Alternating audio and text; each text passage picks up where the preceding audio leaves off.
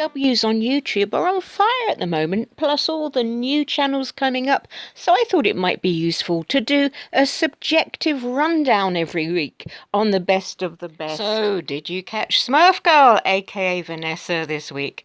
She rang up Darrow Wahlberg. Now, I don't want to give him any more oxygen because I'd bet anything he has narcissistic personality disorder. He says some classic phrases that you would expect, and he thrives on it. However, this was exceptional because she called him, and they had, as you can see, a conversation there. Can you see in the bottom left? For 17 minutes, and he was his usual self. But they were such a double act. I was killing myself laughing. It was hilariously funny. But then she contacted someone higher up in the org to talk about him. She wasn't quite sure if she was talking to someone at Bethel or whatever. She explains it. That's this second one. Can you see on the right of your screen? Very interesting. So the org themselves aren't taking Darrow seriously. Of course, he already poo-poos them and everything, even though he loves those dear ape men in Warwick. But I was kind of intrigued by the gentleman she was talking to.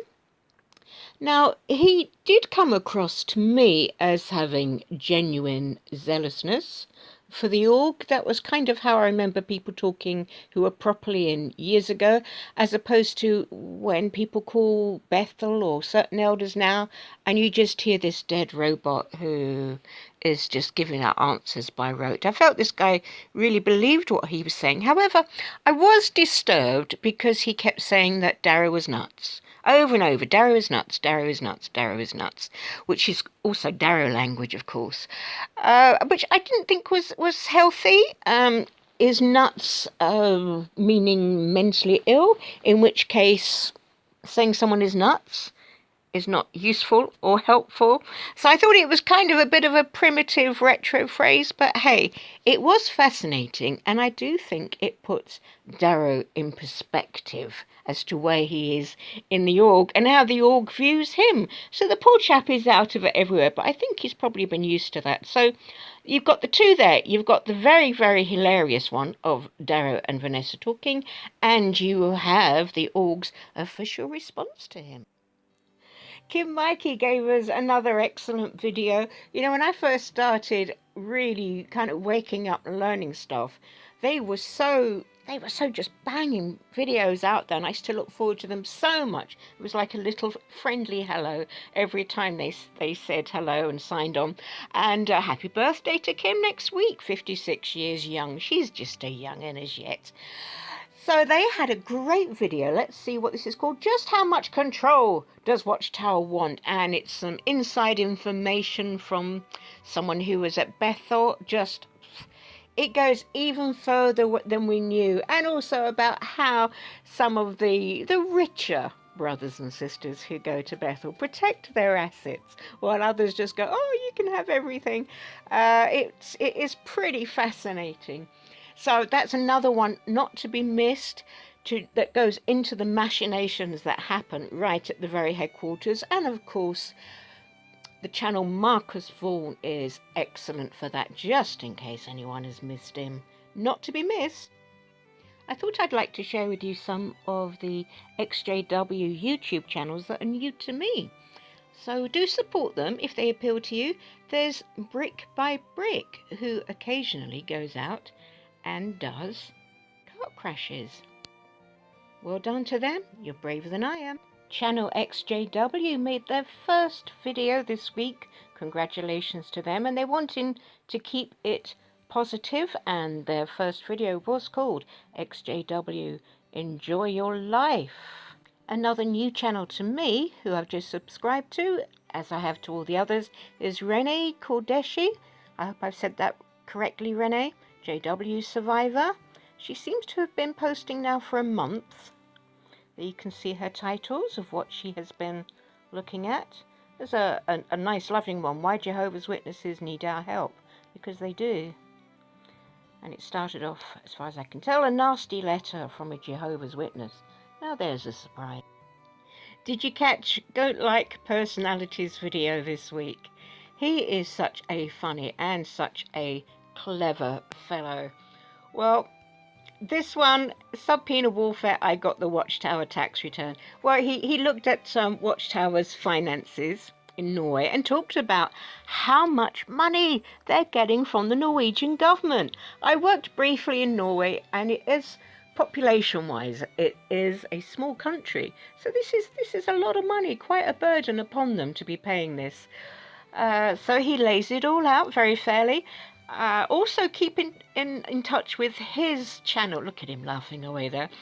Because he'll give the information on the Copenhagen activism. It's not all aggressive or anything, but being there for the Copenhagen Convention for the Jehovah's Witnesses, that's 19th to the 20th of July, inclusive, I'm guessing. Just have a watch. He'll always give you a laugh, but also very, very informative. For those of you who enjoy John Cedar's rebuttals to the monthly JW broadcasting, I see now that Pro1 Theologists has started giving his professional input as well. So can you see there 2 days ago, JW broadcast May 2019 Theologist comments, and he follows that up just above that with some further on comments. Now, even if you're not a Christian, it's very interesting to hear what a mainstream, for want of a better word, a mainstream Christian theologist says. Very educational, so worth a look. And also he's got above that, when he was kart crashing. You may not like the word kart crashing, I'm not quite sure, but he does a very chilled, he's Australian, they're more chilled than someone like me. He goes in very chilled, and he does show how to have a good dialogue with them, as many others of you do. I can't do that, you know me, I'm Mrs. Hothead. Oh, I'm all emotional, which doesn't help much. So it's really good to see the well-reasoning and reasoned amongst you doing such great jobs. And in line with that JW monthly broadcast, we have our Denise Hedberg, who, as always, she watches the broadcast, the whole thing. She's so brave. And she does a whole name count. So she'll list how many times Jehovah is said, how many times Jesus, organization, Satan, governing body, etc. And she lays them out. And it's very fascinating, because you do find out where their priorities lie, so always give those a look. I was pleased I got to listen to this interview with Barbara Anderson, which went out live on the ExJW 5th channel. It was pretty amazing, I have to say, and lots of revelations, as always, from Barbara. Honestly, just worth a look for news and history and things that you won't have heard before.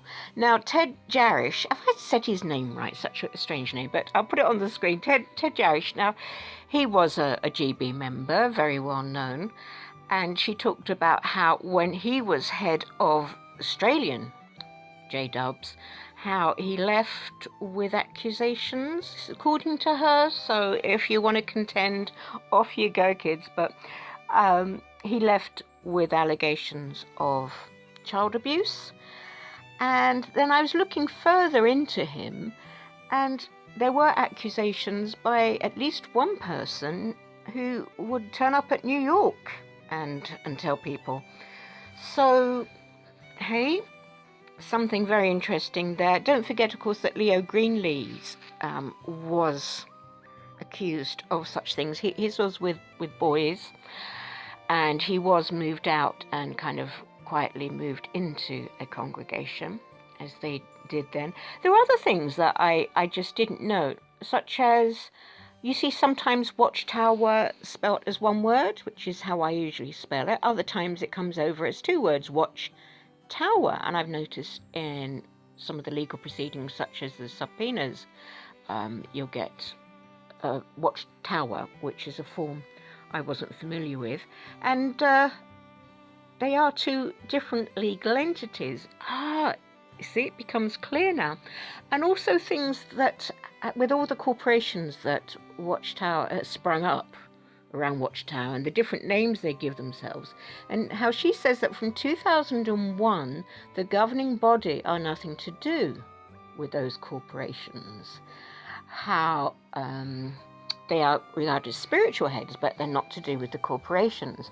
And that made me think further along how with Gerard Loesch, how when he was called to court to give evidence and he refused to go, and he sent a legal signed document from himself saying he was nothing to do with Watchtower and they had no say over him, etc. And of course we were all going, liar, liar, liar. But is this how he technically, legally wriggled out of it? They are so cunning, and legally they'll duck and they'll dove. We know that, and it's becoming ever more evident. So this is a real not to be missed interview with Barbara. I mean, ExJW, he doesn't need to say anything because you just wind her up and off she goes. She has so much to say, and she says so much more is coming out and will be coming out very soon in the media. It's all in process and progressing. So May the 6th was an important legal day. It was the day Watchtower went to court to try and find out the true identity of Dark Spilver, a Redditor who shares information with everyone and draws their attention to it. So Dark Spilver was represented by EFF, Electronic Freedom Foundation, and you can hear the court proceedings as they happened on MarkO'Donnell's channel as well as on other channels. Very important. We still don't know the judge's decision, but it's going to really impact how much people are able to share and the penalties for doing so, and Watchtower freely admit that. So the subpoenas are heading off, and they want to sue people for, wait for it, damages. I mean, if people are going to start suing for damages, Watchtower are better get in their bunker quick, because how many people and families and lives have Watchtower damaged? So again, the hypocrisy continues. Another important thing to keep up with. And outside YouTube, you can find this year's convention videos on RooTube. It's a bit dangerous to upload them onto YouTube at the moment, with Watchtower wanting to hide them and being so litigious, but Kym and Mike have generously put them up for us, so I shall put a link for those, of course. This year's convention is about love, so there's the whole collection for you to see and enjoy just forever and ever. And a personal favourite of mine, Kym Mikey, has been very busy this week, including uploading an epic long Lego Dubtown video. A 10-minute video. I can't even imagine how much work that takes, with the stop frame animation and the attention to detail that he pays in scripting it and the audio recordings. It's just incredible. So this one is that famous thing that happened in Canada where the Jehovah's Witnesses drank some naughty tea and got naked and, oh my goodness, kidnapped a neighbour because they thought it was Armageddon. And this just does show how this naturally happens. Kevin is a genius. I've said it before and I'll keep saying it. Well, I hope that helped people with a roundup of things they may have missed. For all the channels and videos that I missed, please do list them below so that we can all enjoy them. Thank you ever so much for your time watching, and bye for now.